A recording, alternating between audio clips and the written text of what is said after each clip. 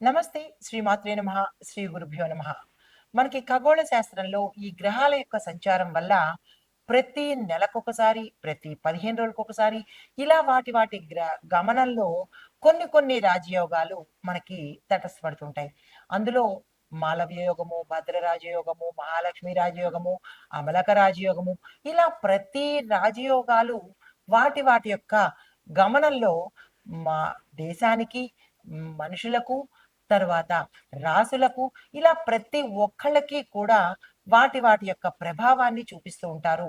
ఇప్పుడు మనకి జూన్ 15 నుంచి జూలై 15 వరకు, జూన్ 1 నుంచి జూన్ 30 వరకు మనకి గతంలో అమలక రాజయోగం వచ్చింది.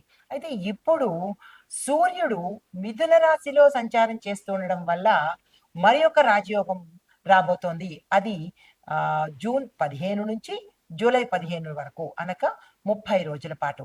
అయితే ఈ సూర్యుడు ఎప్పుడైతే అంటే రవి మిథునంలో సంచారం చేస్తున్నాడో, మనకి ఈ నెల రోజుల పాటు గోచారం ఆధారంగా చేసుకొని గ్రహస్థితులు ఎలా ఉంటున్నాయి, దేశ కాలమాన పరిస్థితులు ఎలా ఉండబోతున్నాయి, దీంతో పాటు ప్రతి ఒక్క రాశికి ఎలాంటి ప్రభావాలు ఇవ్వబోతున్నారు, దీంతో పాటు పరిహారాలు ఎలా ఉంటున్నాయి, ఏ పరిహారాలు చేసుకోవాలి అనే అంశాలను మనం ఇప్పుడు తెలుసుకుందాము. తదుపరి రాశి మీనరాశి. ఈ మీనరాశిలో సూర్యుడు 4వ ఇంట సంచారం చేస్తున్నాడు. 4వ ఇల్లు అనగా గృహము, మాతృస్థానము. అయితే ఫలితాలు ఎలా ఉంటున్నాయంటే గృహంలో విపరీతమైన ఒత్తిడులు, గందరగోళము, మనోవ్యాధులు, దాంతో పాటు గొడవలు ఇలాంటివి జరిగే అవకాశం చాలా ఎక్కువగా కనపడుతోంది. కుటుంబంలో విభేదాలు రావడము, భార్యాభర్తల మధ్య, తల్లి కొడుకుల మధ్య, తండ్రి బిడ్డల మధ్య, దీంతో పాటు సంతానంతోనూ ఇలాగ కుటుంబంలో విపరీతమైన విభేదాలు వచ్చి విడిపోయే స్థితికి దారితీసే అవకాశం చాలా ఎక్కువగా కనపడుతోంది. జాగ్రత్తలు తీసుకోండి. అయితే తల్లి యొక్క ఆరోగ్యం పట్ల మీరు శ్రద్ధ తీసుకోవాలి, దృష్టి పెట్టాలి. వీలైతే బాగు చేయించే ప్రయత్నం తప్పనిసరిగా చేసుకోవాలి.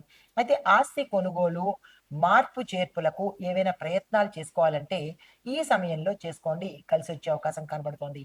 వాహన యోగం కూడా మీకు ఈ సమయంలో కలగబోతోంది. కానీ కొనేటప్పుడు జాగ్రత్తలు తీసుకోండి.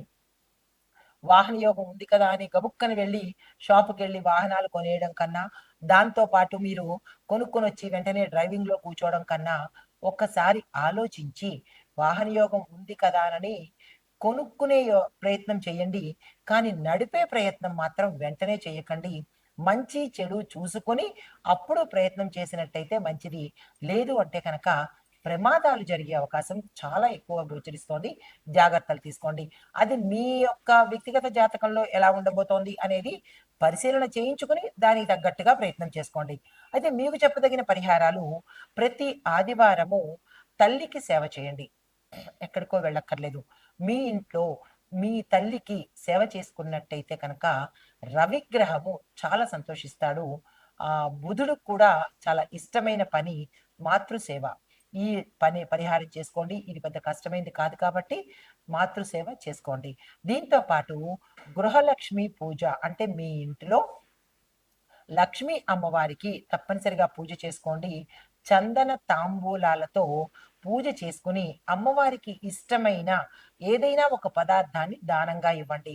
అమ్మవారికి ఇష్టమైన పదార్థాలు పసుపు, కుంకుమ, గంధము, పువ్వులు, గాజులు, దీంతో పాటు పళ్ళు, పాలు. ఈ వీటిలో మీకు ఏవి శక్తివంతమైనవో వాటిని దానంగా ఇచ్చుకున్నట్టయితే ఆర్థిక పరమైన ఇబ్బందులు కానీ, తెలియని సమస్యలు కానీ పోగొట్టుకునే అవకాశం కనబడుతోంది. ఇది ఈ రాశిలో ఉండే వారికి చెప్పదగిన బుధాదిత్య యోగం యొక్క గోచార రీత్యా ఫలితాలు, పరిహారాలు, సూచనలు. నమస్తే.